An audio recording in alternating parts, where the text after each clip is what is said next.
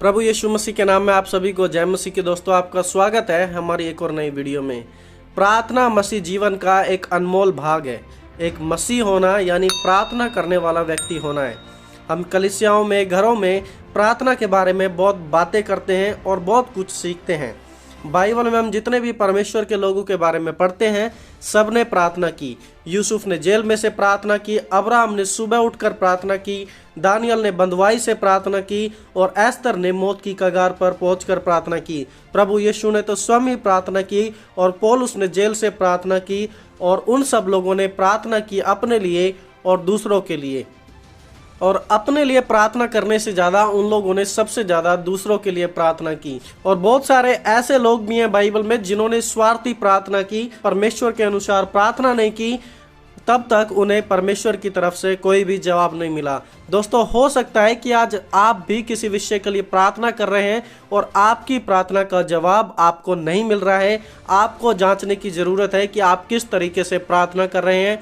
और आज हम बाइबल से सीखने जा रहे हैं कि किस प्रकार हमें स्वार्थी प्रार्थना नहीं करनी है, हमें परमेश्वर के अनुसार प्रार्थना करनी है। तो चलिए दोस्तों, अब हम शुरू करते हैं।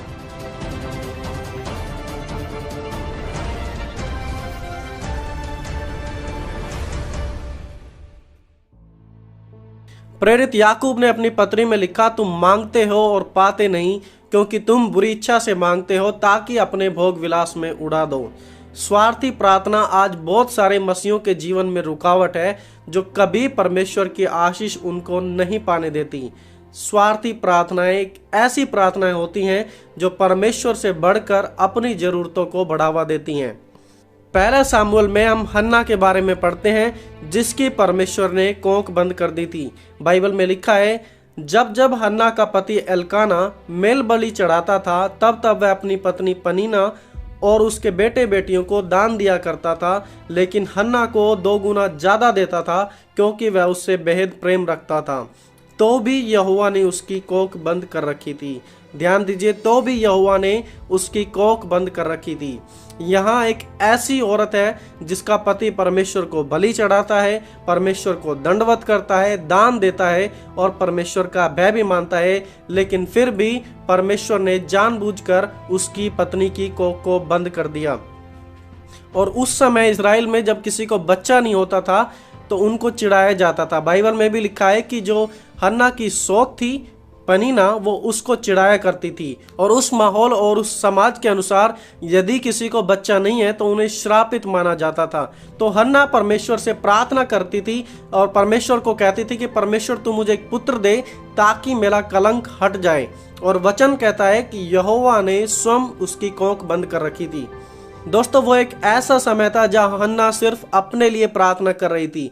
अपने लिए प्रार्थना करना कोई बुरी बात नहीं है, लेकिन जहां आपका स्वार्थ परमेश्वर से बढ़कर हो जाता है, वहां परमेश्वर कभी आपको जवाब नहीं देता। उस समय जब हम पढ़ते हैं बाइबल में, इजराइल की हालत बहुत ही खराब थी।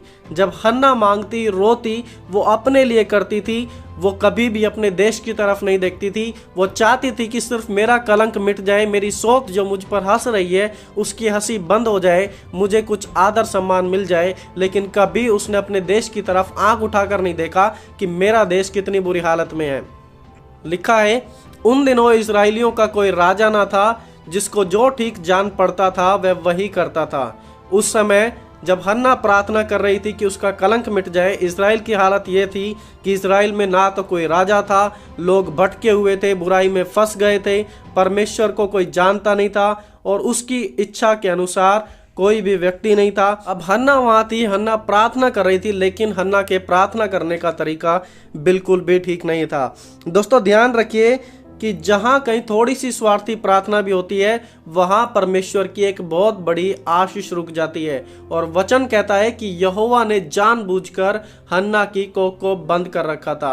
लेकिन समय बीता और फिर हन्ना की प्रार्थना भी बदली और फिर दोबारा उसने प्रार्थना की। हम पढ़ते हैं पहला सामुएल उसके 1 अध्याय 11 वचन में, उसने प्रार्थना की, हे यहोवा, यदि तू अपनी दासी के दुख पर सचमुच दृष्टि करे और मेरी सुधि ले, और अगर तू मुझे पुत्र दे तो मैं उसे जीवन भर के लिए तुझे समर्पित कर दूंगी।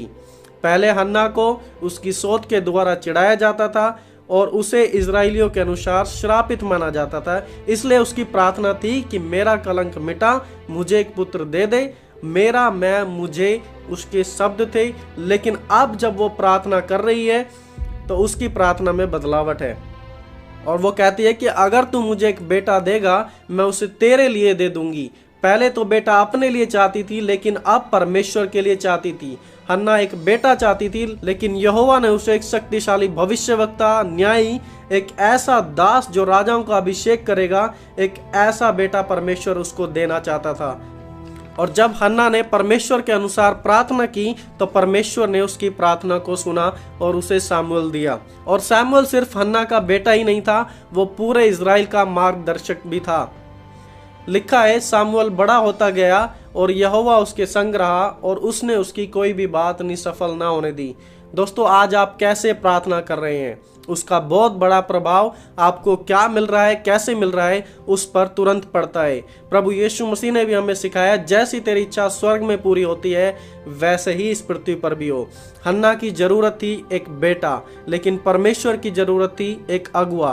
परमेश्वर की इच्छा के अनुसार जब तक आप प्रार्थना ना करेंगे, आप स्वार्थी प्रार्थना करते रहेंगे। ऐसी स्वार्थी प्रार्थनाओं से आप बचें, क्योंकि जब आप उसके मन के अनुसार प्रार्थना करेंगे तो आप परमेश्वर की बहुत बड़ी महिमा को अपने जीवन से देखेंगे। तो दोस्तों, परमेश्वर आप सभी को बहुत आयत से आशीष दे और आपकी मदद करे कि आप सिर्फ अपने लिए ही नहीं, लेकिन आप परमेश्वर की इच्छा के अनुसार प्रार्थना करें। तो मिलेंगे अगली वीडियो में, तब तक के लिए जय मसीह की।